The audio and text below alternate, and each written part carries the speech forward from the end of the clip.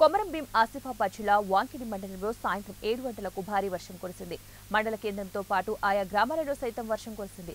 ఈదురు గాలులతో పాటు ఉరుములు మెరుపులతో కూడిన భారీ వర్షం కురిసింది. దీంతో మండల కేంద్రంలోని రోడ్లన్నీ కూడా జలమయమయ్యాయి. ఈదురు గాలులకు వాహనాలు ఎక్కడికి అక్కడే ఆగిపోయాయి. మరోవైపు జోరుగా వ్యవసాయ పనులు సాగుతున్న సమయంలో భారీ వర్షం కురవడంతో రైతులు హర్షం వ్యక్తం చేస్తున్నారు.